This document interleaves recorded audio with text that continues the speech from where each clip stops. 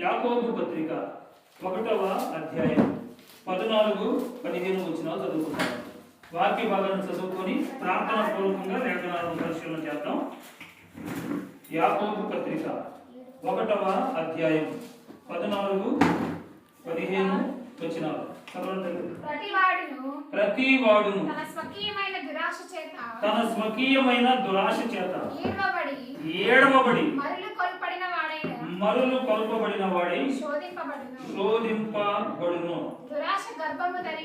దురాశ గర్భము ధరించి పాపమును కనగా పాపము పరిపక్వమై మరణమును కనును. చిన్న ప్రార్థన చేసుకున్నాడు. పరలోకమందున్న తండ్రి, మరొకసారి మీ పాదాల దగ్గరకు వచ్చే అవకాశాన్ని నాకు మాకందరికీ మీరు ఇచ్చినందుకై కృతజ్ఞతలు చెల్లిస్తూ ఉన్నాం. ఈ మధ్యాహ్న సమయంలో కొద్ది సమయంలో మీ మాటల వైపుకు మేము వస్తూ ఉండగా వింటున్న మీ బిడ్డలను నిష్ప్రయోజకుడిగా నిలవబడినటువంటి నాకు కూడా నాయన మీ సమయోచితమైన జ్ఞానం ఇచ్చి నడిపించమని యేసు ప్రభు నామములో ప్రార్థిస్తున్నాము తండ్రి, ఆమేన్. అంటే జాగ్రత్తగా దేవుని వాక్యాన్ని విందాం. గడిచిన ఆదివారం పగబట్టడం అనేది పాపం. ఈ పాపము చాలా ప్రమాదకరమైనది, ప్రాణానికే ప్రమాదం అనే సంగతులు మనం చూసాం. ఈ వారంలో మరికొన్ని సంగతులను మనం ఆలోచన చేద్దామండి. ఈ వారంలో మనం ఆలోచిస్తున్నటువంటి అంశ భాగం ఏంటంటే దురాశ గర్భము ధరించి ఏమనిదట? పాపమును కనగా అన్నదట. దురాశ గర్భము ధరించి ఏమనిదట? పాపమును కనగా పాపము పరిపక్వమై, పరిపక్వం అంటే పెద్దదవడం, పరిపక్వమై మరణమును కనును అనే మాటలు చూస్తున్నాం. పాపం కూడా ఏమైంది అన్నమాట? పాపం కూడా పెరిగితే పరిపక్వం అవుతుందంట, అంటే పెరుగుతూ ఉండిద్దట పాపం. మనం ఉన్నామండి, తల్లి గర్భం నుండి బయటకు వచ్చేటప్పుడు ఎంత ఉంటాము? సుమారుగా 1 జాన లేకపోతే 2 జానలు, అంతకన్నా ఉండరు ఎవరు కూడా. మరి 2 జానలు ఉన్నవాడు 5 అడుగులు 6 అడుగులు ఎలా పెరుగుతున్నాడు? ఎవరు పెరిగిస్తున్నాడు? పెంచేది ఎవరంటే? నేను పిల్లలను పెంచి గొప్పవారిగా చేశాను అంటాడు కదా. పెంచేది దేవుడు. ఎముకలను మనం పెంచలేము. నేను మా ఊడిని పెంచానండి, బాగా చిన్నప్పటి నుంచి బాగా అనుకుంటా, మనం ఏం పెంచలేము. ఎముకలు పెంచేది ఎవరు? దేవుడు కదా. ఏమంటే దేవుడు పెంచి పెద్దవాడిగా చేస్తాడు ఆయన. ఈరోజు మనం కూడా పెంచాడు, గొప్పవాడిని చేశాడు. చేసిన తర్వాత మనిషి పాపంలో పడిపోతూ ఉంటాడండి. పుట్టినప్పుడు దేవుడు నరులను ఎలా పుట్టించాడట? యథార్థవంతులుగా పుట్టిస్తాడండి. పాపం ఏ పాపం తెలియదు పసిపిల్లలకి, తెలిసిందా? పాపము చేసి దేవుడు అనుగ్రహించే మహిమను మనం పొందలేకపోతున్నాం. అంటే పాపం ప్రమాదకరమైనది, దేవునికి మనల్ని దూరం చేస్తుంది. అంతేకాదు నిత్య నరకాగ్నికి కూడా మనల్ని నడిపిస్తుంది. కనుక పాపాన్ని గురించి ఎక్కువగా మనం తెలుసుకోవడం చాలా అవసరం. అసలు పాపం అంటే ఏంటో మనకు అర్థమైతే కానీ ఆ పాపం చేయకుండా మనం జాగ్రత్త పడడానికి అవకాశం ఉంది. ఏంటి పాపం అంటే? పోయిన వారం మనం చెప్పుకున్నాం, గుర్తుపెట్టుకోవాలి జాగ్రత్తగా. పాపం అంటే వ్యభిచారం చేయడం పాపం, దొంగతనం చేయడం పాపం, ముందు తాగడమే పాపం, ఏమంటే అబద్ధాలు ఆడటమే పాపం. ఈ పాపాలే మనం అనుకుంటున్న పాపాలు, మనకు తెలిసిన పాపాలు. కానీ దేవుడు బైబిల్లో చాలా ఉన్నాయండి. అసలు పాపం అంటే ఏంటో ఏమంటే ఎన్నో సందర్భాలు దేవుడు లేఖనాల్లో రచించాడు. ఒక 2వ పాపాన్ని మనం చూద్దాం ఈరోజు. 2వది అంతే కదా. మొదటిది పగ, ఎవరి మీద పగ పెట్టుకోకూడదు. ఈరోజు దురాశ. దురాశ కూడా పాపమే. పాపమేనా? దురాశ గర్భము ధరించి పాపమును గనిద్దట. తల్లి గర్భమును ధరించి 9 మాసాలు మోసి బిడ్డను కన్నట్టుగా పాపము కూడా ఏం చేసిందట? దురాశ కూడా ఏం చేసిందట? గర్భము ధరించిందట. మనకు ఆశ ఉండడంలో తప్పు లేదు. ఆశ ప్రతి జీవికి, ప్రతి మనిషికి ఉండిద్దండి తప్పనిసరిగా. ఆశ ఉండడం తప్పు కాదు, కానీ దురాశే ప్రమాదం.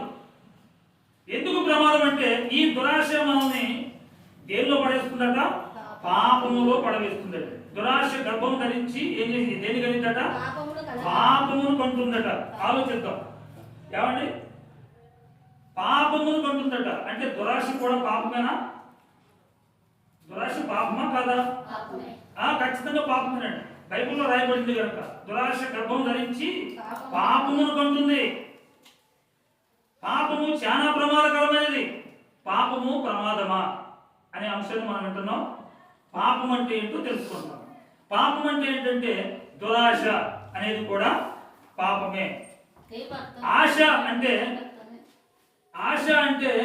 ఏమంటే మనందరికీ తెలుసు. ఆశ ఉండడం సహజం మనందరికీ. అది కావాలి, నా పిల్లలు బాగుండాలి, నా పిల్లలకు నేను అది సంపాదించాలి, ఇది సంపాదించాలి, నా పిల్లలు ఉన్నతమైన స్థానంలో ఉండాలని ఆశ ప్రతి తల్లిదండ్రులు ఉండిద్దాయి. తప్పండి అది? తప్పేమి కాదు. ఆశ ఉండడం తప్పేమి కాదు, దురాశ ఉండడమే తప్పండి. అసలు ఆ దురాశ అంటే ఏంటో ఈరోజు మనం కొన్ని సందర్భాల్లో లేఖనాల నుంచి చూద్దాం. దేనిని దురాశ అంటారు? ఎప్పుడు ఈ ఆశ దురాశగా మారుతుంది? ఈ దురాశ మనల్ని పాపం వైపుకు నడిపిస్తుందట. యోధా పత్రిక ఒకసారి అందరూ కూడా బైబిల్ అందరినీ చెప్పి బైబిల్లో చూడాలని ప్రేమతో మనం చేస్తున్నాడు. చూడండి అమ్మా, యోధా పత్రిక 16వ వచనం 17వ వచనం. వారు తమ దురాశల చొప్పున నడుచుచు లాభము నిమిత్తము మనుషులను, దేని నిమిత్తమట? లాభము నిమిత్తము మనుషులను, లాభము నిమిత్తము మనుషులను కొనియాడుచు సణుగువారును తమ గతిని గూర్చి నిందించు వారునై ఉన్నారు. వారి నోరు డంబమైన మాటలు పలుకును. బాగా ఆలోచన చేద్దాం. ఈ మాట ఎంత మంచి మాట అంటే మంచిదేనా? ఈ మాట మంచి మాట కాదు, చాలా మంచి మాట అండి. దేవుని మాటలన్నీ చాలా మంచి, అవునా కదా? దేవుని మాటలన్నీ మంచివేనా కాదా? చాలా మంచి మాటలండి. ఎంత మంచి మాట రాయించాడు చూడండి దేవుడు ఇక్కడ. ఏంటంట? 16వ వచనంలో వారు తమ దురాశల చొప్పున నడుచుచు, వారు తమ దురాశల చొప్పున నడుచుచు అనే మాట మనం చూస్తున్నాం. దేని చొప్పున నడుచుచు? దురాశల చొప్పున నడుచుచు. వారు తమ దురాశల చొప్పున నడుచుచు లాభము నిమిత్తము మనుషులను కొనియాడుచు. కాబట్టి మనుషుల్ని ప్రేమించడం, మనుషులు వెంటే తిరగడం, మీరు అలాంటి వారు, ఇలాంటి వారు, మీరు చాలా గొప్పవారని పొగడడం ఎందుకు చేస్తారంటే దేనికోసం? లాభం కోసమే. ప్రేమ కాదు, లాభం కోసం మనుషులను కొనియాడే రోజులే మనందరం కళ్ళ ముందే చూస్తున్నాం. అసలు డైరెక్ట్ ఈ రోజు చూస్తున్నాం లేదా? ఎంతమందినో చూసేవాడి. కాబట్టి లాభము నిమిత్తం మనుషులను కొనియాడుచు ఏమంటారంటే సణుగువారును. సణుగులు తెలుసు కదా? సణుగువారును తమ గతిని గూర్చి నిందించు వారునై ఉన్నారు. వారి నోరట డంబమైన మాటలు పలికిద్దండి. ఎవరి నోరో చెప్పాలి. ఇప్పుడు డంబమైన మాటలు పలికేది ఎవరి నోరు? దురాశ ఉంటే ఖచ్చితంగా మన నోట ఎలాంటి మాటలు వస్తాయట? డంబమైన మాటలు. డంబమైన మాటలు అంటే ఏమండి? డంబమైన మాటలు అంటాం కదండి. అన్ని బడాయి మాటలు మాట్లాడుతుంటారు కదా, అలాంటి మాటలు. లేనివన్నీ కూడా ఉన్నాయి అన్నట్లుగా, నేను ఏదైనా చెయ్యగలను అన్నట్టుగా డంబపు మాటలు వస్తాయంట. ఎప్పుడు? దురాశ మనలో ఉన్నప్పుడు. మర్చిపోకూడదు. ఆశ ఉండడం తప్పులేదు, ఆశ అందరికి ఉండిద్ది. ఎవడి చెట్టు కింద ఉన్నాడటండి ఒక అతను. చెట్టు కింద నివాసం చేస్తూ ఉన్నాడట. ఎదురుగా మంచి ఇల్లు కట్టుకున్నటువంటి ఒక వ్యక్తి కనపడ్డాడట.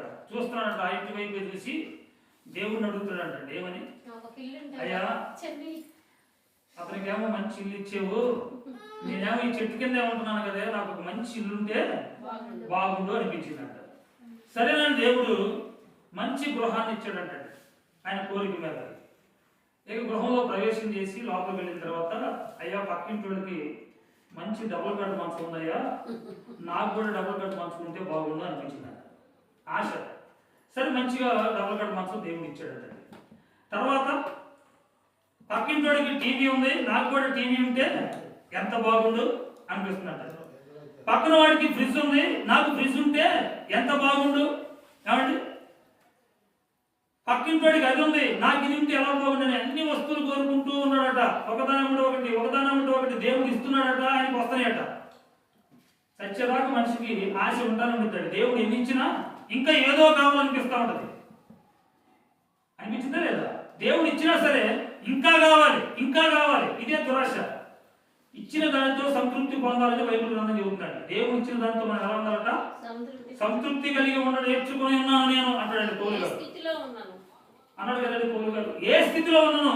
దేవుడు ఇచ్చిన దానితో, కలిగిన దానితో నేను సంతృప్తిగా ఉండడం నేర్చుకున్నాడట పౌలు గారు. అది చాలా అవసరం. ఆయనకు దురాశ లేదండి. పౌలు గారిలో ఉందండి దురాశ. దురాశ ఉన్నవాడైతే సమస్తాన్ని ఎలా ఎంచుకున్నాడట? సమస్త ధనాన్ని గంటతో సమానంగా ఎంచుకుని మొత్తం వద్దు అనుకున్నాడట. జాబ్ వద్దు, డబ్బు వద్దు, ఏమి వద్దు. నాకు ఏం కావాలి? నా మట్టుకైతే బ్రతుకుట క్రీస్తే, చావడమే నాకు లాభం. చావనైనా చస్తాను కానీ ఈ దురాశలో మాత్రం నేను పడను. ఈ దురాశ నాకొద్దు అనుకున్నాడండి పౌలు గారు. అనుకున్నాడు కనుక అంత గొప్ప పరిచర్య చేయగలిగాడు, అన్ని సంఘాలు కట్టగలిగాడు. అంత గట్టిగా చెబుతున్నాడు. ఏం చెబుతున్నాడు తెలుసా? నేను క్రీస్తును పోలి నడుచుకున్నాను. మీరు క్రీస్తును పోలి కాదు, నన్ను పోలి నడుచుకోవడం చాలు అన్నాడు. చూసారా? అసలు ఆ మాట అనాలంటే ఎంత దమ్ము ఉండాలండి. మనం అనగలమా? అంటాం. ఎక్కడో ఒక చోట మన లోపం ఉంటానే ఉంటుంది. పౌలు గారు ఏమంటున్నాడు? నేను క్రీస్తును పోలి నడుచుకున్న ప్రకారం మీరు నన్ను పోలి. ఎంత మంచి మాట అండి. ఎలా అవ్వగలిగాడు? ఆ మాట ఎలా మాట్లాడగలిగాడు చెప్పండి? దురాశను విడిచిపెట్టాడు. ముందుగా దురాశ లేదు ఆయనలో. దురాశకు దూరంగా ఉన్నాడు. దురాశకు దూరం అయిపోయాడు. దేవుడే ధ్యేయం అనుకున్నాడు. దేవుని పనే ముఖ్యం అనుకున్నాడు. దేవుడు చెప్పినట్టుగా బ్రతకాలనుకున్నాడు. కనుకనే ఆ మాట అనగలిగాడు. అంత గొప్పగా పరిచర్య చేయగలిగాడు. దురాశ ఉన్నవాడు పరిచర్య కూడా పెద్దగా ఏం చేయడాడు. దురాశ ఉన్నవాడు పెద్దగా పరిచర్య చేయడాడు. మైక్లోనే చెబుతున్నాను. మా చర్చి దగ్గరికి ఆలయ ప్రతిష్ఠ కార్యక్రమం అంటే ప్రారంభం చేస్తారు కదండి. ముందు పునాది రాయి చేసేటప్పుడు సేవకుని తీసుకొచ్చారండి. మాకు ఎవరికి చెప్పకుండా మా సహోదరులకు రాయి తీసుకొచ్చారు. ఆయన తిమ్మ సముద్రం పేరు చెప్పను. సేవకుడు మాట్లాడేటప్పుడే ముందుగానే ఏం మాట్లాడాడు చెప్పమంటారా? వచ్చేటప్పుడు ఒక్కరోజు 1 గంట వాక్యం చెప్పాలని అంటే ఆ సహోదరుడితో మాట్లాడాడట. 5,000 అమౌంట్ ఇవ్వాలి, ఇంటి దగ్గర నుంచి నన్ను ఎక్కించుకొని రావాలి, మన ఇంటి దగ్గర వదిలిపెట్టాలి, బండి లేదు అయినా కానీ ఏమంటారంటే లేకపోతే వచ్చేవాడు కదా అంటాడు. తర్వాత మేము వచ్చిన తర్వాత అడిగాం. ఆడ వచ్చాడు, వాక్యం చెప్పేసాడు, అయిపోయింది. తర్వాత అబ్బాయి అన్నాడు, 5 ఏళ్ళు మాట్లాడాను అయ్యగారిని, 5 ఏళ్ళు ఇవ్వండి అన్నాడు. ఎవరికి చెప్పావా నువ్వు? ఎవరికి చెప్పావా అని చెప్పేసి నేను ఎదురు తిరిగి మాట్లాడినప్పుడు ఆయన రూమ్లో ఉండి ఉన్నాడు. నేను ముందుగానే చెప్పాను కదా మీకు, ఇలా అయితే నేను అసలు వచ్చేవాడు కాదు కదా అన్నాడు. ఇలా అయితే వచ్చే దేవుని సువార్త కూడా ప్రకటించడం అవసరం. అయితే వచ్చేవాడు కాదు అంటే డబ్బిస్తే వస్తావా, లేకపోతే రావా? ఏమంటే సేవకులలోనే ఇలాంటి పరిస్థితులు ఉంటే, దురాశలు ఉంటే ఏమండి సాటి సహోదరులు ఏమాత్రం కూడా చెప్పండి. సేవకుడు ఎలా చేస్తాడు, మేము చేస్తే తప్పే ఉంది, అడ్జస్ట్ అయిపోతామండి మనం. ఎందుకంటే మనం పాపంలో పడే అవకాశం ఉంది ఈ దురాశ వలన. కాబట్టి జాగ్రత్తగా ఆలోచన చేద్దాం. దురాశ గర్భము ధరించిందట, పాపాన్ని కలిగిందట. ఈ పాపము పెద్దదైపోయి పరిపక్వం అయిపోయి మరణాన్ని కలిగిందట. ఈ మరణం ఏంటో తెలుసమ్మా? మరణాలు ఎన్ని రకాలు మనకి? 2 రకాలు. ఏంటి? మొట్టమొదటి మరణం చెప్పండి, భౌతికంగా అందరికీ వచ్చే మరణం. రెండవ మరణం ఏంటిది? నిత్య నరకాగ్ని. ఇది చాలా ప్రమాదం. ఇది పాపం వలన వచ్చు జీతము కూడా, దురాశ వలన వచ్చే జీతం కూడా అంతే కదండి. పగల వలన వచ్చే జీతం కూడా ఇదే, అంతే కదండి. పగ పాపమే, దురాశ కూడా పాపమే. ఆలోచిద్దాం. ఈ మాట మళ్ళా చదువుతున్నా చూడండి. యోధ పత్రిక 16-17 వచనంలో, వారు తమ దురాశల చొప్పున నడుచుచు లాభము నిమిత్తము మనుషులను కొనియాడుచు సణుగు వారును తమ గతిని గురించి నిందించు వారునై ఉన్నారు. వారి నోట డంబమైన మాటలు పలకరు. వారి నోట ఎలాంటి మాటలు పలకరు? పలుకును. వారి నోట డంబమైన మాటలు పలుకుదురు. చూసారండి, డంబమైన మాటలు పలుకుతున్నారంటే మనకి వెంటనే అర్థమైపోయింది. ఏమైనా అర్థమైపోయింది అనమాట. ఇప్పుడు ఈ మాటను బట్టి ఖచ్చితంగా దురాశ ఉండాలి, జాగ్రత్తగా ఉండాలి. అంటే దేవుడు అన్ని మనకు ముందుగా జాగ్రత్తలు చెబుతాడండి. ఏ మాటలు మన హృదయంలో నుంచి వస్తాయో ఏం చెప్పాడు? హృదయం నిండి ఉంది దానిని బట్టి నోరు మాట్లాడాడు. అంటే హృదయంలో పాపం ఉందో, పవిత్రత ఉందో, వాక్యం ఉందో, ఏముందో వెంటనే పసిగట్టొచ్చు మనం. నువ్వు వాక్యమే మాట్లాడుతున్నావు అనుకో, ప్రతి విషయంలో వాక్యం వాక్యం వాక్యం వాక్యమే మాట్లాడుతున్నావు అనుకో, లోపల ఏమన్నట్టు? ఎదుటి వారి హృదయంలో వాక్యమే. డబ్బు డబ్బు డబ్బు డబ్బు డబ్బు లేకపోతే ఏముందండి? డబ్బు లేకపోతే అసలు ఏం చేయగలుగుతామండి? డబ్బు లేకపోతే ఏం చేస్తాం? డబ్బు ఉంటే కొండ మీద పోతేనా దిగొచ్చిందంటే ఇలాంటి మాటలు అంటున్నాను అనుకోండి, లోపల అంతా ఏముందనమాట? దురాశే, డబ్బు మైండ్ అంతా. అంటే హృదయం నిండిన దాన్ని బట్టి మనిషి మాట్లాడతాడు ఖచ్చితంగా. దేవుడు మనకు పట్టిస్తాడండి ఖచ్చితంగా, ఎవరైనా సరే మనల్ని పట్టిస్తాడు. అది ఒకరి గురించి ఉద్దేశించి కాదు, మన గురించి కూడా. నా గురించైనా మీ గురించైనా మనం మాట్లాడే మాటలను బట్టే మన ప్రవర్తన ఏంటో కూడా ఎదుటి వారు ఖచ్చితంగా గ్రహించగలిగే శక్తి, సామర్థ్యాన్ని దేవుడు మనుషులందరికీ ఇచ్చాడు. కాబట్టి ఆలోచన చేద్దాం. తిమోతి గారికి రాసిన మొదటి పత్రికలో పౌలు గారు కూడా ఈ దురాశల గురించి మాట్లాడుతూ ఒక మంచి సందర్భాన్ని రాయించాడు. 6వ అధ్యాయం 9వ వచనం మనందరికీ తెలిసిన వాక్య భాగం. మొదటి తిమోతి పత్రిక 6వ అధ్యాయం 9వ వచనంలో, ధనవంతులగుటకు అపేక్ష అంటే కోరిక. అపేక్ష అంటే కోరిక. ఏం కోరిక అంటే ఇది? ధనవంతులు అవ్వాలి, ధనవంతులు అవ్వాలి, ధనవంతులు అవ్వాలని కోరిక. ధనం లేకపోతే ఏమీ లేదు అనుకుంటున్నావా ఈ రోజు? అనుకుంటున్నావా? ధనం లేకపోతే ఈ రోజు ఏమీ లేదు అనుకుంటున్నారండి ఈ రోజు. ధనం ఉంటే ఏదైనా చేయగలం అనుకుంటున్నారు ఈ రోజు. కానీ అది చాలా తప్పండి. ధనం ఉంది మన దగ్గర, మనం పీల్చే గాలి, ఆలోచించండి బాగా. ధనం ఉందండి మన దగ్గర, మనం పీలుస్తున్నాం చూసారా గాలి, రోజు పీలుస్తాం కదా, ఆక్సిజన్ గాలి. ధనం అయితే ఉంది, ధనం ఉంది మంచిదే, మరి ఆక్సిజన్ గాలి ఆలోచించండి. ధనం ఉంది, ఆక్సిజన్ గాలిని మనం పీల్చుకోగలమా? ధనంతో కొనగలమా మనం పీల్చే గాలి? బాగా ఆలోచించాలండి వాక్యాలు అమ్మా, బాగా ఆలోచించాలి. ధనముతో మనం గాలి పీల్చగలమా? ధనం ఉంటే చాలు, ఏదైనా వచ్చింది. కొండ మీద పోతేనే నీకు వచ్చింది అన్నట్టు పోతే వచ్చిందండి ధనం కోసం. పోతే ఏదైనా యాపిల్ పండు చూపిస్తే వచ్చింది తినడానికి, లాక్కునే లేదా అట్టి పండు చూపిస్తే వచ్చింది. ధనం చూపిస్తే వచ్చిందా? నాకేం ధనం కోతి కొట్టికి రాదు, కొండ మీద కోతి కూడా ధనం లేదు. నువ్వు పీల్చే గాలి నువ్వు కొనలేవు, నువ్వు వాడుకునే నీరు. దేవుడు అసలు ఏం ఆలోచించాడు మనిషి గురించి? నిజంగా ఆలోచిస్తుంటేనే వండర్ఫుల్ గా ఉండిద్దండి. మన గురించి దేవుడు ఆలోచించిన ఆలోచన విధానం చాలా గొప్పగా ఉందండి, ఉన్నతంగా ఉంది. ఏమన్నా మనకు అవసరమని ముందుగానే గాలి పెట్టేశాడండి దేవుడు. నువ్వు తల్లి గర్భం నుండి బయటకు రాకముందే గాలి ఉందా లేదా? మనకు అవసరమని దేవుడు ఎంతగా ఆలోచించాడు చూడండి. నీ పిల్లల గురించి నువ్వు ఏం ఆలోచిస్తావు? నా పిల్లడికి మంచి ఇల్లు ఉంటే బాగుండు, మంచి స్థలం ఉంటే బాగుండు, మంచి ఉద్యోగం ఉంటే బాగుండు, మంచి చదువులు ఉంటే బాగుండు. ఎంతవరకే మన స్టామినా, ఎంతవరకే ఆలోచించగలం. కానీ దేవుడు ఎలా ఆలోచించాడో తెలుసా? నా పిల్లలకి చక్కని గాలి కావాలి, బ్రతకాలంటే గాలి కావాలి. దేవుని నువ్వు నమ్మినా నమ్మకపోయినా దేవుడు ఇచ్చిన గాలి ఖచ్చితంగా పిలవాల్సిందే. నమ్మినా నమ్మకపోయినా పిలుస్తున్నావు, పిలవట్లేదా? నేను దేవుడిని నమ్మలేదండి, దేవుని గాలికి నాకు ఏ సంబంధం లేదని అంటావా? అంటే పోతావు. ఏమండి? దేవుడు ఇచ్చిన గాలి ఖచ్చితంగా ప్రతి ఓడికి పిలవాల్సిందేనండి. ఎవరు ఇచ్చారనుకుంటున్నావు గాలి?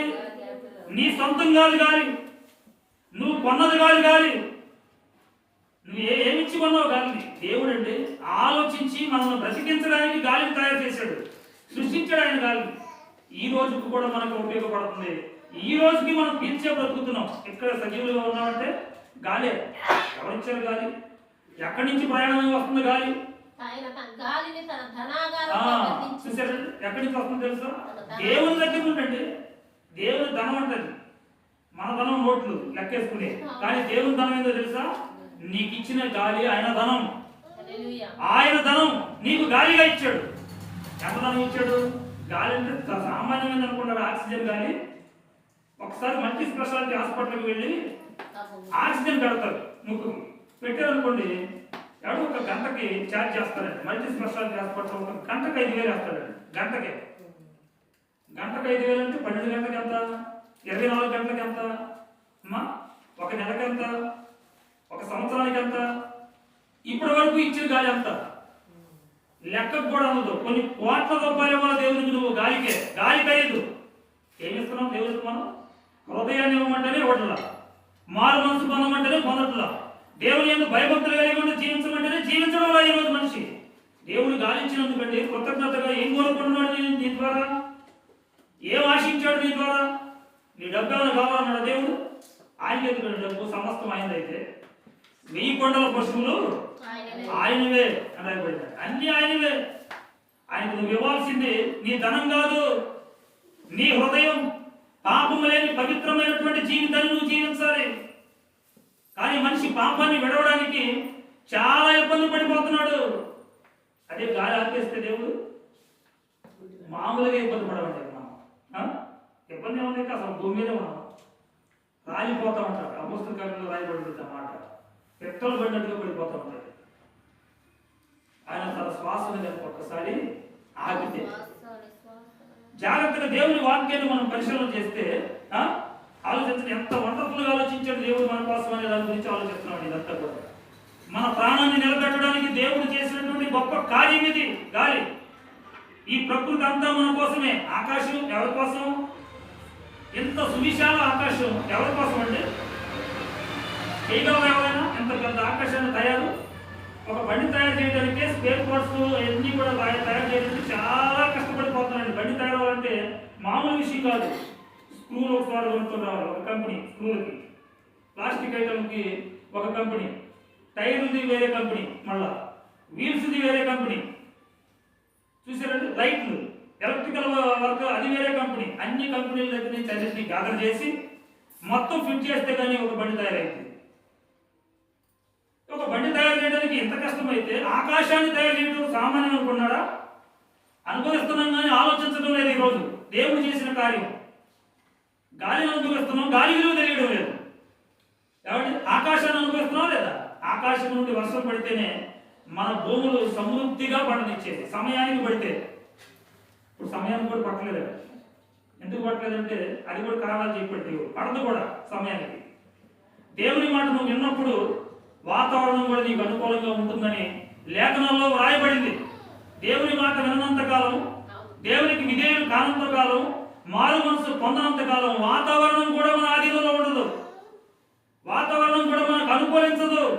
దేవుని యందు భయభక్తులు కలిగి నడుచుకోవడం చాలా అవసరమండి. ఆలోచిద్దాం. తిమోతి గారు రాసిన మొదటి పత్రికలో 6:9 ఉన్నాం కదా మనం. 6వ అధ్యాయం 9వ వచనం మళ్ళా చదవదాము. ధనవంతులగుటకు అపేక్షించువారు శోధనలోను ఎక్కడట ఉరి శోధనలో పడిపోతారంట. ఎవరు? ధనం ధనం ధనం ధనం ధనం అని ధనం కొరకే పరిగెత్తేవారు. బతకడానికి ధనం కావాలి. రాజులు సైతమే ఏం కోరుకున్నారు తెలుసు? దేవుణ్ణి కోరికలు. పెద్ద పెద్ద గొప్పవారు సైతమే బైబిల్ గ్రంథంలో ఏం కోరుకున్నారు తెలుసండి? కట్టుకోవడానికి బట్ట, తినడానికి తిండి చాలు. ఎక్కువ ఇచ్చామనుకో నిన్ను దూషిస్తానేమో. ఒకవేళ తక్కువగా ఇచ్చామనుకో, ఆగూరు గారు అంటాడండి ఈ మాటలని కూడా. ఆగూరు గారు ఒకవేళ ఎక్కువ ఇచ్చామనుకో, ఎక్కువ ఇస్తే నేను కడుపు నిండిన వాడని దూషిస్తానయ్యా. ఇక నువ్వు నాకు గుర్తుండవు. కడుపు నిండితే దేవుడు గుర్తున్నాడు. నిజమే. కరువు వచ్చినప్పుడు గుర్తొస్తాడు దేవుడు. దేవుడు అనువే కావాలి మాకంటారు. కరోనా వచ్చినప్పుడు అందరూ దేవుడు దేవుడు అంటారు. కరువు వచ్చినప్పుడు దేవుడే దేవుడు అంటారు. ప్రార్థన చేయడం, దేవుడికి ప్రార్థన చేయడం. వాస్తవం కావాలి, పంట బాగా పండాలి. పంట బాగా పండడానికి ప్రార్థన కావాలి. ఏమండి? ఆరోగ్యం రావడానికి దేవుడు కావాలి. స్వస్థత కావాలంటే దేవుడు కావాలి. అన్నిటికీ దేవుడు కావాలి. మరి దేవుని కోసం బ్రతికే విషయం కాడికి వచ్చేలేక మాత్రం ఇప్పుడు కాదండి, కొంచెం టైం ఉంది, ఇంకా టైం ఉంది. ఆరోగ్యం ఇచ్చిన తర్వాత రూట్ మార్చేస్తాం అనమాట. జాగ్రత్తగా ఆలోచన చేద్దాం. చదవమ్మా. ఊరిలో అవివేకయుక్తములు హానికరములునైనా అనేక దురాశలలోను ఎవరి దురాశలలో మనిషి పడడానికి కారణం ఏంటో చెప్పాలి ఇప్పుడు. అందుకే నేను ఈ మాట చూపించింది. మనిషి దురాశలో పడడానికి మెయిన్ కారణం ఏంటో తెలుసా? ధనమే. ధనం సంపాదించాలి, ధనం సంపాదించాలి, ధనం సంపాదించాలి. దీనికోసం ఏదైనా చేస్తాను. ధనం సంపాదించడానికి ఏటీఎంలో సెక్యూరిటీ గార్డు చంపేసాడండి. సెక్యూరిటీ గార్డు అంటే కాల్చి ఆయన దగ్గర ఆల్రెడీ గన్ ఉంది. సెక్యూరిటీ గార్డు దగ్గర ఇతను ఎలాగైనా సరే ఏటీఎంను బద్దలు కొట్టి లక్షలు ఉంటాయి కదా. దానిలో అయితే చిన్న చిన్న దొంగతనాలు అయితే అసలు ఏటీఎంనే బద్దలు కొడదామని వెళ్ళారంట దగ్గర. వెళ్ళారంటూ అక్కడ సెక్యూరిటీ గార్డు ఉన్నాడు.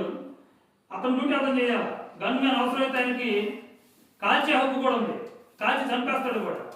ముందు వీడిని చంపేస్తే కానీ మనం ఆ దనం తీయలేమని వాచ్మెన్కి ముందు టెండర్ వేసారట. ఎలాగైనా సరే వాచ్మెన్ చంపాలి, చంపేశారు. దేనికోసం ఒక మనిషిని చంపుతాడు ఈరోజు మనిషి? ధనం. ధనం కోసం అవసరమైతే ప్రాణాలు తీసేవాడు ఉన్నారు, ధనం కోసం ఎన్నో అబద్ధాలు చెప్పేవాడు ఉన్నారు, ధనం కోసం ఎంతటికైనా తెగించేవాడు ఉన్నారండి ఈరోజు. ధనం కోసమే ఇదంతా. చాలా ప్రమాదం, చాలా ప్రమాదం అండి. అందుకే అన్నాడు ఈ ధనం వల్లనే ఏమొస్తుందట? దురాశ. చివరి చదువుతారు అనేక దురాశలలోనూ పడిపోతారు. ధనాపేక్ష ఉన్నవారే దురాశల్లో పడతారండి. ధనం ఆయన ఎప్పుడు ఎవరో ఇస్తాడు, అవసరమైతే తీసేస్తాడు కూడా. ఆ హక్కు దేవునికి ఉందండి, ఉందా లేదా?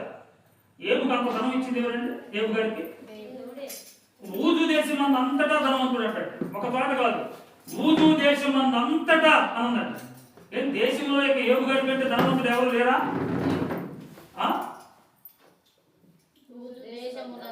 ఊజు దేశంలో ఏబు కన్నా ధనవంతుడు ఎవరు లేరా? లేరండి. దేశమందు అంతటా ధనవంతుడు ఏబు గారే. మరి తర్వాత తీసేశాడు లేదా? ఏబు గారి ధనాన్ని తీసాడు, తీయలేదు? తీసేశాడండి దేవుడు. అపవాది గారికి ఆజ్ఞించాడు కదా, మొత్తం తీసేశాడు. అయినా దేవుడు వదలలేదండి. ఆయన తీసేసినా ఒకేలా ఉన్నాడు, ధనం ఉన్నా ఒకేలా ఉన్నాడు. చివరాఖరికి మళ్ళీ ఆయన భక్తిని మెచ్చి దేవుడు ఏం చేశాడు? 2 అంతల ఆశీర్వాదం ఇచ్చాడట. ఆయన ఇవ్వగలడు, తీసేయగలడు, మర్చిపోకూడదు. ధనాన్ని ఇచ్చేది ఆయనే, తీసేసేది కూడా ఆయనే. ఎంతవరకు కావాలో అంతవరకు ఇస్తాడు. ఇస్తే ఇస్తాడు, లేకపోతే లేదు. అవసరం అయితే దాని మీద పడి ధనం ధనం ధనమే ఆశీర్వాదం, దేవుడు ఆశీర్వాదం, ఆ ఆశీర్వాదం, ఈ ఆశీర్వాదం, ధనం ఆశీర్వాదం అనుకోకూడదు. మనకు కావాల్సింది మారు మనస్సు. ఇది లేకుండా నీకు ధనం ఏం చేసుకుంటావు? ఈ ధనం నిన్ను పరలోకం తీసుకెళ్ళదు. ఈ ధనం ఖచ్చితంగా నిన్ను నరకానికే తీసుకుని వెళ్తుందండి, మర్చిపోకూడదు. మారు మనసు లేకుండా ధనం సంపాదిస్తే పరలోకం వెళ్తావా, నరకం వెళ్తావా? మార్పు చెందకుండా మారు మనసు పొందితే పరలోకం, ధనం సంపాదిస్తే పరలోకం కాదు. ఆలోచన చేద్దాం. ధనాపేక్ష ఉంటే నువ్వు దురాశల్లో పడే అవకాశం ఉంది. కాబట్టి ధన వ్యామోహం తగ్గాలి. ముందుగా బ్రతకడానికి ధనం అవసరమే, బ్రతకడానికి పని చేసుకోవాలి, ధనం అవసరమేనండి, చాలా అవసరం. అలాగని ఏమండి ధనమే దైవం అనుకోకూడదు. ఏమంటే ఈరోజు ధనాన్ని ఎలా అనుకున్నారట? ధనాన్ని దైవంగా భావిస్తూ ఉన్నారట. ధనాన్ని దైవంగా, ఏమంటే ధనాన్ని దైవంగా భావిస్తున్నారనడానికి నిదర్శనం ఏంటంటే, ఇది ఒక రూపాయి కూడా జేబుల నుంచి కింద పడింది అనుకోండి, ఏం చేస్తారు చెప్పండి? దాన్ని తీసుకుని కళ్ళకి రాసుకుంటారండి. కాబట్టి బైబిల్ కాలు తగిలింది అనుకోండి, బైబిల్కే కాలు తగిలింది అనుకోండి, ఏం చేస్తారు చెప్పండి? బైబిల్ కాలు తగిలితే కళ్ళకు అద్దుకున్నారండి. కొంతమంది ఉంటారు దేవుని భయం కలిగిన వారైతే అసలు బైబిల్ కాలు తగలొచ్చా? కాళ్ళ దగ్గర పెడతా బైబిల్. ఇది గుండెల్లో ఉండాల్సింది బైబిల్. అసలు కాలు టచ్ కూడా కాకూడదు. తగిలిన దగ్గర పట్టించుకోవట్లేదు కొంతమంది, చాలా సంఘాలు. ఏమండి అలా చాలా చోట్ల చూసేవాడు. ఆల్రెడీ తగిలినా కూడా పట్టించుకోవట్లేదు, కళ్ళకు కూడా అద్దుకోవట్లేదు. అదే రూపాయి పడితే మాత్రం ఎట్లా కళ్ళకు ఖచ్చితంగా అద్దుకుంటుంది. అంటే రూపాయికి ఉన్న విలువ దేవునికి లేదు ఈరోజు సమాజంలో. అలాగని అందరూ అలాగే ఉంటుందండి.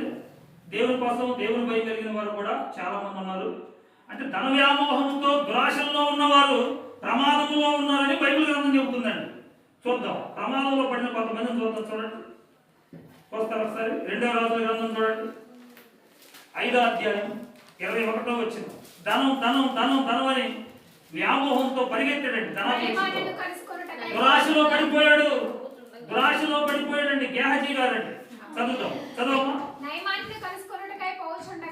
నయమానును కలుసుకోవడానికి పోతున్నాడు. ఎవరైనా? గేహజీ. నయమాను కలుసుకోవడానికి కారణం ఏంటి? ఏం పని నయమానుతో ఈయనకి? ఏమంటే ఏం పని అండి ఇది నయమానుతో? అది ఎలీషా గారు వద్దన్న దాన్ని ఈయన కావాలనుకున్నాడు. అసలు ఎలీషా గారి కోసం తీసుకొచ్చాడు ఆయన. నయమాను దైవజనుడి కొరకు తీసుకొచ్చాడు. చూస్తూ ఉండగానే ఎలీషా, నాకు వద్దయ్యా, నువ్వు తెచ్చిన ఏది కూడా నాకు, వెండి కానీ బట్టలు కానీ నాకేమి వద్దన్నాడు, కావాలన్నాడు. ఎలీషా గారు వద్దన్నాడు. అది అంతా ఎవరంటున్నారు? గేహజీ అంటున్నాడు. ఏంటంటే అసలు మా గురువు గారికి మ్యానస్ లేదు, అసలు ఏంటి వచ్చిన అవకాశాలు వదిలిపెడుతున్నాడు. చేతికి వచ్చిన బాగా వెండి వద్దంటున్నాడు, చేతికి వచ్చిన వస్త్రాలు వద్దంటాడు. ఏంటి? ఎలాగైనా వీటిని కొట్టేయాలి. దురాశ కలిగిందండి హృదయంలో గేహజీకి. ఆ దురాశతో ఏం చేస్తున్నాడట? చదవమ్మా. నయమానును కలుసుకొనుటకై పోవుచుండెను. నయమానును కలుసుకొనుటకై పోవుచుండెను. నయమాను తన వెనక నుండి పరుగున వచ్చుచున్న ఏమండి? నయమాను తన వెనక నుండి పరుగున వచ్చుచున్న వానిని చూచి ఆ గేహజీని చూచి తన రథం మీద నుండి దిగి పరుగెత్తుకుంటూ వస్తున్న సంగతి రథం మీద వెళ్తున్నటువంటి నయమానికి ఎలా తెలిసిందండి? పరిగెత్తితే శబ్దం వచ్చిందా? ఏమన్నా రథం మీద వెళ్ళేవాడి కంటే వెనకాల పరిగెత్తుకుంటా ఎవరో వస్తున్నారంటే శబ్దం వినపడుతుందంట. అసలు ఏ రకంగా శబ్దం వచ్చేలా పరిగెత్తున్నాడంటే,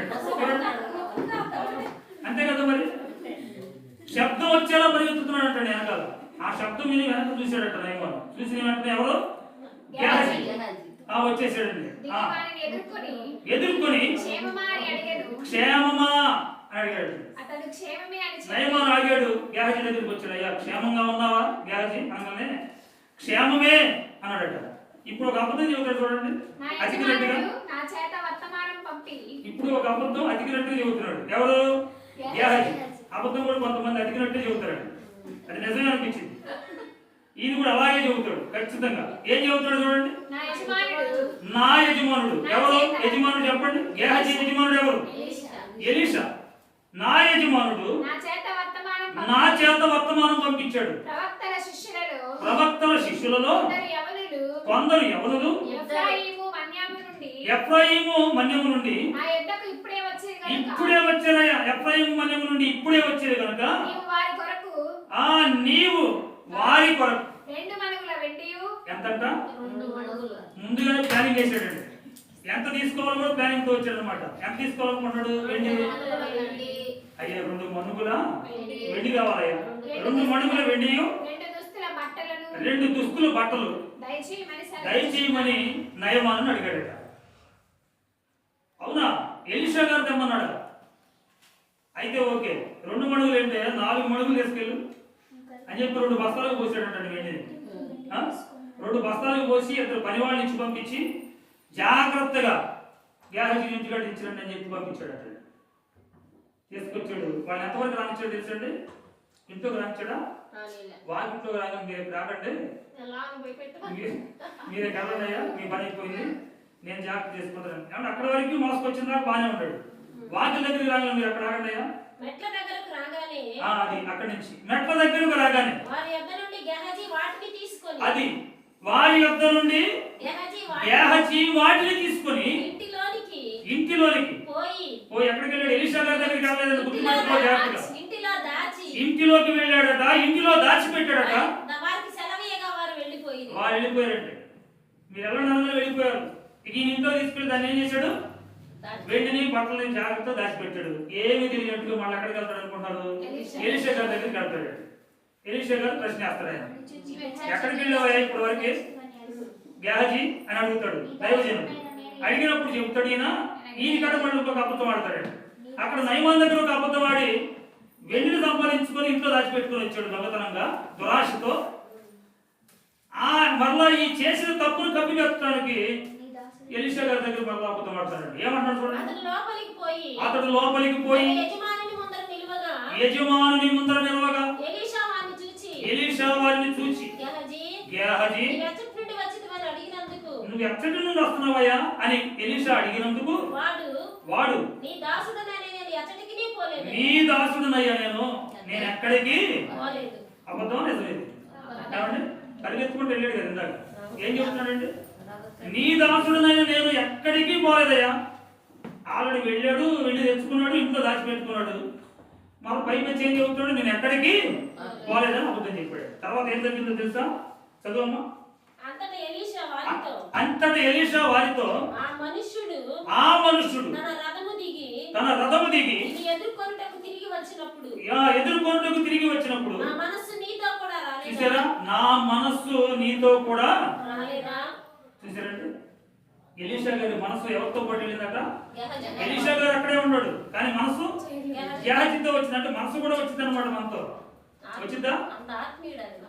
అదేనండి. మరి ఈ రోజు పరిశుద్ధాత్మను మన మధ్య ఇచ్చాడు దేవుడు. ఆత్మ నీతో పాటు రావడం లేదా? నిన్ను పరీక్షించడం లేదా? నువ్వేం చేస్తున్నావో గమనించడం లేదా? నువ్వు ఎటువైపు వెళ్తున్నావో చూడటం లేదా? ఆలోచించండి. నా మనసు నీతో కూడా రాలేదా అంటూ చదువు. కాబట్టి నా మనస్సు నీతో కూడా రాలేదా? ఎలీషా వాళ్ళతో ఆ మనుషులు తన రథమునికి ఎదుర్కొని తిరిగి వచ్చినప్పుడు ఆ. నా మనస్సు నీతో కూడా రాలేదా? ఆ, ద్రవ్యములను వస్త్రములను ఏంటట? ద్రవ్యములను వస్త్రములను ఒలీవ చెట్ల తోటలను ద్రాక్ష తోటలను గొర్రెలను ఎడ్లను దాసీలను సంపాదించుకొనుటకు ఇది సమయమా అని ప్రశ్నించాడండి ఎలీషా గారు. ఏంటో ఇదే నా సమయం సంపాదించుకోవడానికి? దురాశలో పడిన గేహాజీ ఏమో వెండి కావాలి, బట్టలు కావాలని పరిగెత్తుకుంటూ వెళ్ళాడు, అబద్ధాలు ఆడాడు, వెండి సంపాదించుకున్నాడు, ఇంట్లో దాచిపెట్టుకున్నాడు, ఎవరో తెలియదు అనుకున్నాడు. కానీ ఎలీషా గారికి తెలిసిపోయింది. ఎలీషా గారు అడుగుతుంటే ఎలీషాతో కూడా అబద్ధం ఆడుతున్నాడు. ఏమండి పరిస్థితి ఏం జరిగింది చూడండి. కాబట్టి 27 వచ్చిన 27 వచ్చిన కాబట్టి నయమానుకు కలిగిన కుష్టు నీకును బాగా ఆలోచించాలండి ఇక్కడ. నీకంటే ఎవరికి? గేహాజీకి. అంతే కదా? నయమానుకు కలిగిన కుష్టు నీకును అన్నాడు. నీకంటే ఎవరికి? గేహాజీకి. తర్వాత నీ సంతతి. వీళ్ళు ఏం చేశారండి? ఏమంటే వాళ్ళ పిల్లలకి కూతురు కావచ్చు, కొడుకులు కావచ్చు. ఏమంటే నీకును నీ సంతతికి ఒక రోజు కాదు, 2 రోజులు కాదు, 1 నెల కాదు, డాక్టర్ దగ్గరికి వెళ్తే తగ్గేది కాదు. డాక్టర్ దగ్గరికి వెళ్ళినప్పుడు తగ్గకుండా చెప్పించాడు. సర్వకాలం అంటి ఉండను. ఏమంటే పిల్లలు పుడుతున్నారు అనుకోండి, మానవ సంతానం, పాడు మానవ సంతానం ఎలా వస్తారన్నమాట? తరతరాలు కుష్టే. ఎందుకు వచ్చిందండి వీళ్ళకి కుష్టు? గేహాజీ కుటుంబాల సంతతి వారందరికీ ఎందుకు కుష్టు రోగం తగులుకుంది చెప్పలేదు. ఈ కుష్టాంత ఎందుకు వచ్చింది చెప్పండి? అంతే కదా, మరి వారి సంతానానికి మొత్తం కుష్టు వస్తుందని ఆల్రెడీ లేఖనంలో రాయబడింది కదా. నీకును నీ సంతతి పిల్లలందరికీ కూడా సర్వకాలము ఈ కుష్టు అంటి ఉంటుంది, ఎప్పుడు రెడీగా ఉంటుంది అర్థం అండి అని చెప్పగా వెంటనే స్పాట్ లోనండి, మాట నోటి వెంట రాగానే వెంటనే మంచు వలె తెల్లనైన కుష్ఠము గలవాడే ఎలీషా ఎదుటి నుండి బయటికి వెళ్ళిపోయాడు. ఇక అక్కడ ఉండడానికి వీలు లేదు కదండి. ఆ దినాల్లో కుష్ఠున్న వాడిని అసలు జనం మధ్య ఉంచేవాడు కాదు. ఊరి వెలపలకు తీసుకెళ్లి ఊరి వెలపలు పడేసేవాడు అనమాట. ఊర్లోకి వస్తే కొడతారు అసలు రాళ్ళతో కొట్టి. చాలా ప్రమాదం ఆ రోజుల్లో. అందుకే భయపడి ఊరి వెలపలే ఉండేవాడు అనమాట. ఈ రోజు సమాజంలో కుష్టి వచ్చినా కానీ ఇప్పుడు అవకాశం ఉంది, ఎన్నో మెడిసిన్స్ వచ్చినాయి. ఇప్పుడు ఉన్నటువంటి ఫెసిలిటీస్ ని బట్టి జనం మధ్య ఉండే అవకాశం ఈ రోజు ఉంది, కానీ అప్పుడు లేదు. ఊరేపు ఉండాల్సిందే. అంత భయంకరమైనటువంటి ప్రమాదకరమైనటువంటి రోగం రావడానికి కారణం ఏంటో చెప్పండి? గేహాజీ కుటుంబం మొత్తానికి ధనాపేక్ష. ఈ ధనాపేక్ష, ఈ దురాశ ఏమండి సమస్త కీడులకు మూలం అన్నది కదండి. దురాశతో వెళ్ళాడు ధనం కోసం, కుష్టును బహుమానంగా పొందుకున్నాడు. తను పొందుకోవటమే కాదు, తన కుటుంబానికి కూడా. అంటే మనం దురాశ ఉంటే మనతో పోవాలన్నమాట. మన పిల్లలు కూడా అనుభవించాలి ఆ శిక్షని, మర్చిపోకూడదు. అందుకే ఆయన గురించి ప్రత్యేకంగా యుగాంతమందున్న మనకు బుద్ధి కలగాలనే ఉద్దేశంతోనే భక్తులైనటువంటి ఏమంటే ఎలీషా గారి చరిత్ర కానీ, ఏమంటే ఏలియా గారి చరిత్ర కానీ, ప్రతి ఒక్కరి చరిత్ర మనకు బుద్ధి కలగాలని రాయించాడు దేవుడు. ప్రతి మాట మన కోసమే, ఏ మాట తీసేయడానికి లేదండి. అన్ని మంచి మాటలే. జాగ్రత్తగా ఆలోచన చేద్దాం.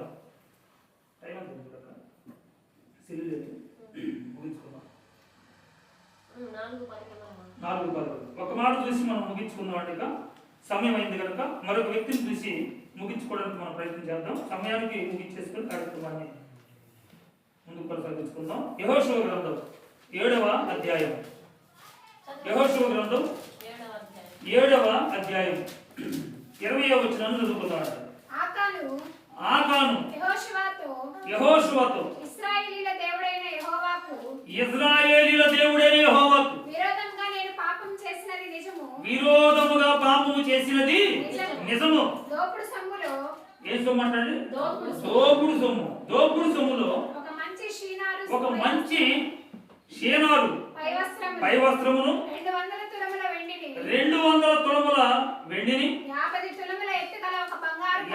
తులముల ఎత్తుగల ఒక బంగారు కమ్మిని నేను చూచి తీసుకొంటిని. సరే, నేను చూచి వాటిని ఆశించి తీసుకొని చూశాడు.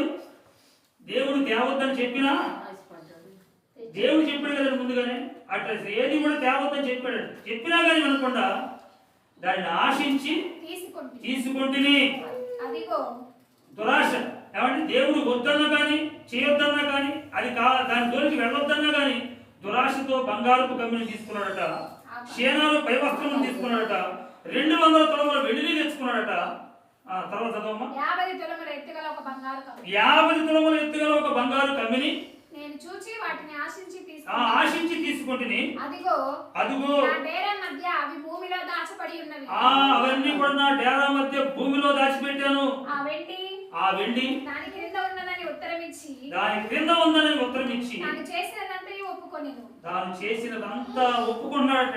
చేసాడు, ముందు ఒప్పుకుంటున్నాడు, నేను చేశాను తప్పే, పలానా చోట దాచిపెట్టాను. ఎవరి కాలం ఇది? కాలం ఎవరి కాలం ఇది? ఆకారం కాలమా? కాలం నేను అంటున్నాను. బైబిల్ మనం చదివేటప్పుడు కాలం, సమయం, సందర్భం ఈ 3 ఖచ్చితంగా మనకు అప్పుడు మనకి బైబిల్ మీద బాగా అవగాహన వచ్చింది అనమాట. ముందు కాలం, సమయం, సందర్భం 3 అర్థం కావాలి. ఈ కాలం ఎవరి కాలం? యెహోషువ గారి కాలం. యెహోషువ గారి కాలంలో ఆకాను గారు ఉన్నారు. ఈ కాలంలో యెహోషువ గారు చెప్పాడు ఆల్రెడీ, ఎవరు కూడా అనిషిద్ధమైనటువంటి వస్తువులు మీరు ఎవరు ముట్టొద్దు, తీసుకురావద్దని చెప్తాడు. వాటిని తెచ్చుకుంటాడు. ఏం జరిగిందమ్మ తర్వాత తెచ్చినందుకు? చదువు తల్లి. అప్పుడు యెహోషువ దూతలను పంపగా వారు ఆ డేరా యొద్దకు పరిగెత్తుకుని పోయి చూసి అవి డేరాలో దాచబడి ఉండెను, ఆ వెండి దాని క్రింద ఉండెను. కాబట్టి వారు డేరా మధ్య నుండి వాటిని తీసుకొని యెహోషువ యొద్దకును ఇశ్రాయేలీయుల యొద్దకును తెచ్చి యెహోవా సన్నిధిలో ఉంచిరి.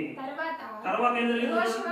యెహోషువ ఇశ్రాయేలీయులందరినీ ఆకానును ఆ వెండిని ఆ పై వస్త్రమును బంగారు కమ్మిని ఆకాను కుమారులు బాగా గుర్తుపెట్టుకోవాలి. మళ్ళీ ఇక్కడ ఆకానును ఆకారు తెచ్చిన వెండిని బంగారు కమ్మిని వస్త్రాలను ఆకానుతో పాటు ఆకాను కుమార్తెలను ఎద్దులను అంటే ఆకానుకున్న ఎద్దులు, అవునండి, ఆకానుకున్న గాడిదలను డేరాను ఆకానుకు కలిగిన సమస్తమును పట్టుకొని ఎక్కడ తీసుకెళ్ళాడు? వెళ్ళండి, ఆకోరు లోయలోనికి తీసుకుని వెళ్ళాడు. అప్పుడు యెహోషువ నువ్వు ఎలా మమ్మల్ని బాధపరిచేవయ్యా? చెప్పిన మాట వినకుండా ఎందుకు దురాశతో వీటిని తీసుకుని వచ్చావు? నీ వేళ మమ్మల్ని బాధపరిచితివి. నేడు యెహోవా నిన్ను బాధపరచును అనగా ఎవరు దురాశతో ఉంటే ఎవరికి బాధ కలుగుతుందండి? గుర్తుపెట్టుకోండి. దురాశతో ఉంటే ఎవరికి బాధ అంటే ముందు యెహోషువ బాధపడతాడు. యెహోషువ బాధపడ్డాడంటే దేవుడు బాధపడినట్టే, అంతేనా కదా? దేవుని పక్షంలో యెహోషువను ఎన్నుకున్నాడు. ఆ రోజు మోషే గారి తర్వాత సేవకుడు బాధపడుతున్నాడు. దేని బట్టి? సేవకుడు ఏదో అన్నాడని కాదు, దేవుడు చెప్పాడు కదా వాడి జోలికి వెళ్ళొద్దని, అది చేయొద్దని. ఈరోజు మనం కూడా అంతేనండి, ఏదైతే దేవుడు చేయొద్దు అంటాడో అదే చేస్తాడండి. దేవుడు మనం ఏం చేయొద్దు అన్నాడు చెప్పండి? ఆయన బంగారు కమ్మి తెచ్చుకోవద్దు అన్నాడు, వెండి తెచ్చుకోవద్దు అన్నాడు, ఆ పశువులు తేవద్దు అన్నాడు. మనల్ని ఏం చేయొద్దు అన్నాడు చెప్పండి? మనల్ని కూడా చేయొద్దు అన్నాడు దేవుడు. చెప్పాడు లేదా? ఏం చేయొద్దు అన్నాడు మనల్ని? ఏం చేస్తున్నాం ఈరోజు? ఏం చెప్పలేదండి మనకి. అక్కడ ఆగుదాం, మళ్ళీ అక్కడికి వద్దాం, ఒక మాట చూద్దాం. అసలు మనల్ని ఏం చేయమన్నాడు? ఎందుకంటే యెహోషువ ద్వారా ఆకానును ఏం చేయొద్దు అన్నాడో చూసాం. మరి మనం ఏం చేయకూడదు? అదే మనం చేస్తే అది కూడా మనకి ఏ రకంగా వస్తుంది అనమాట? దేవుడు చెప్పిన మాటను ఆజ్ఞ అతిక్రమం పాపం కింద వచ్చింది కదా. కొలస్సీ పత్రిక 3:8 మనం ముగింపులోకి వచ్చాం. ముగించుకుందాం, చిన్న ప్రార్థన చేసుకుందాం సమయానికి. ఏమంటే మనం నియమించుకున్న సమయానికి కార్యక్రమం అయిపోతుంది. ఇప్పుడైతే మీరు ఏంటిదంటే చాలా ప్రమాదం అండి. రోగం ఏం రోగం ఇది? పాపం అనేది కూడా రోగమేనా కదా? జ్వరం ప్రమాదమే. టైఫాయిడ్ జ్వరం ప్రమాదమేనా? డెంగ్యూ, మలేరియా చాలా ప్రమాదం. మరి కోపం అండి మనిషిని వదిలిపెట్టట్లేదు. ఈరోజు ప్రభువు నమ్మామని చెప్పుకుంటూ కూడా కోపాలు వదలట్లేదు ఈరోజు, అవునా కదా? కోపము పాపమా కాదా? పాపపడుడి కానీ ఏం చేయొచ్చు? పాపం అంటే పాపపడేవాడు ఏం చేసే అవకాశం ఉంది? పాపములో పడే అవకాశం ఉంది. అందుకే కోపాన్ని లిస్టులో రాశాడు దేవుడు. కోపము, ఆగ్రహము, దుష్టత్వము, దూషణ, ఎదుటి వారిని దూషించడం. వాడు అలాంటి వీడు అలాంటి అది అలాంటిది ఇది లాంటిది, వాడే చేస్తున్నాడు ఇది చేస్తున్నాడు, ఇలాంటి పరిమాణం అన్నమాట రాకూడదు అసలు. దూషణ, మీ నోట బూతులు అని వీటన్నిటినీ ఏం చేయాలి? ఇది మనకు చెప్పిన మాట్లాడు. విసర్జించండి, పూర్తిగా వదిలేయండి అన్నాడా? అక్కడ ఒక మాట్లాడండి. 10వ వచనం చదువు. ఇంకోటి ఏంటంటే ఒకరితో ఒకడు ఎట్టి పరిస్థితుల్లో అబద్ధం ఆడబాకండి. ఒకరితో ఒకడు అబద్ధం ఆడకుడి. అబద్ధం చాలా ప్రమాదం. అబద్ధికులు అందరూ ఎక్కడికి వెళ్తారట? మండుగొండములో అన్నారు. చిన్న అబద్ధానికే అనుకున్నారు. పాపానికి చిన్న పెద్ద తేడా తారతమ్యాలు లేవు.